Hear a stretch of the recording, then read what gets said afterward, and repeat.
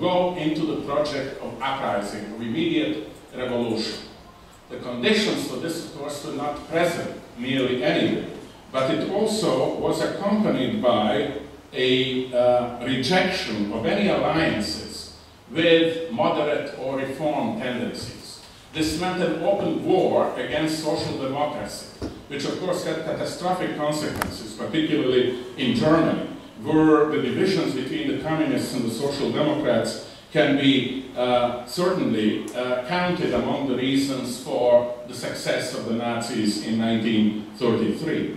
In countries such as Yugoslavia, which did not have significant social democracy, it meant a break with any attempts to influence the peasant parties that had structurally the same position in these agricultural countries as social democracy in the more industrial countries in the West. But with a twist, not just a break with these tendencies, but an attempt to take the leadership away from them in the national struggle. Meaning that the communists were now fighting against national reformists and against the hegemony of the national bourgeoisie in the movements of the oppressed nationalities. In other words, the communists were to lead the struggle for independence of all of these formerly federal units in Yugoslavia. They were supposed to account for the independence of Croatia, Slovenia, etc., etc., etc. It's of course not a great surprise that this effort did not end with a victory. The third period, this period from 1928 to 1935, to a very significant extent, was a disastrous failure that, among other things, accomplished the success of the Nazis in Germany, who were in fact considered by the communists as a lesser evil compared to their traditional rivalry with the Social Democrats. After Hitler, our turn, meaning that it doesn't matter if the Nazis come to power, since fascism meant nothing but evidence of decay of the capitalist system. It simply was the first act of revolutionary drama that, of course, would end with the triumph of socialist revolution. It didn't work out that way. Of course, by 1935, after all the disasters that attended the victory of Hitler in Germany, Comintern changed its line in favor of Popular Front, which was directed against communist sectarianism. All of a sudden, it was important not only to make up with the Social Democrats, but even the parties of the center and even right, if they were anti-fascist. So one could really create, one ought to create, very broad popular fronts that could potentially stop the rise of fascism. And of course, in some West European countries, these fronts actually succeeded in coming to power. The best example, of course, is France. The pursuit of Popular Front in a country like Yugoslavia, of course, it had an attendant aspect.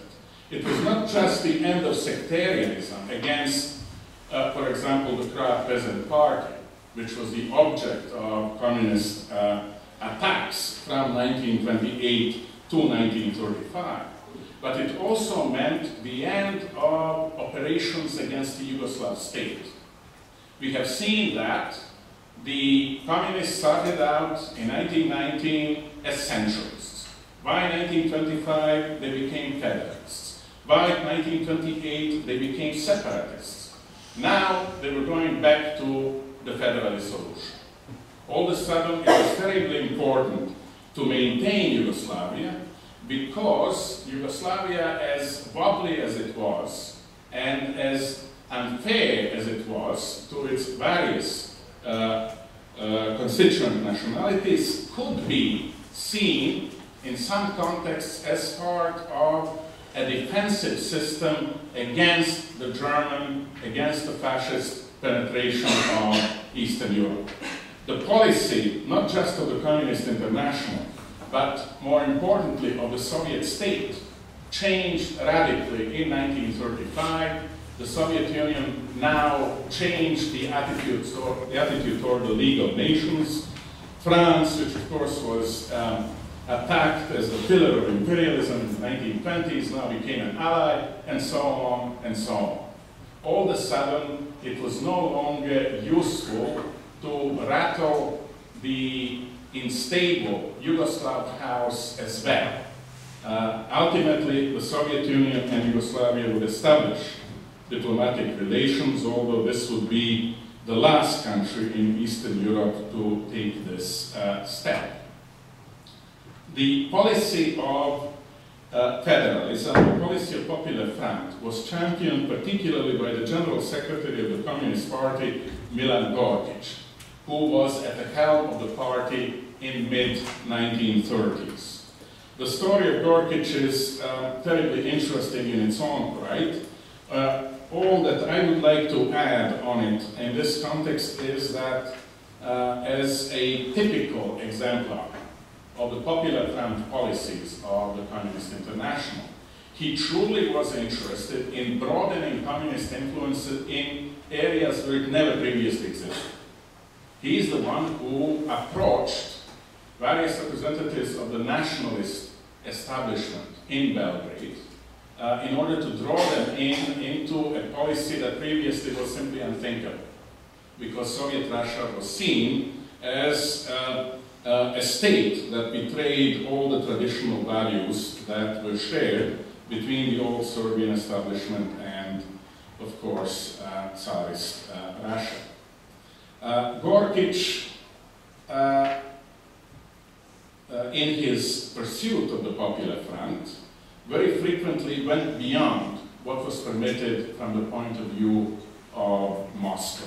He paid dearly for this when in 1937 he was arrested, ultimately to be executed in the Stalinist purges in 1939. Incidentally, practically all the old leadership of the Communist Party, including some of the principals I have mentioned, Markovic, Cvic, and many, many others, perished in the Stalinist purges in 1937, 38, and 1939 in the Soviet Union.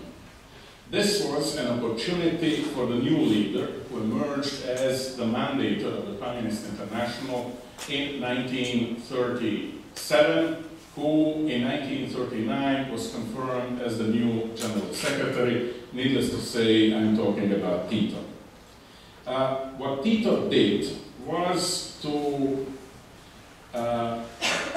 tune the directives of the Communist International to very specific Yugoslav conditions. Originally, he started out in the mantle of Gorkic. He too pursued the policies of Popular Front, but it was a contradictory, compromise type of a Popular Front policy that increasingly was torn down as the result of various purges that Tito was pursuing within the party.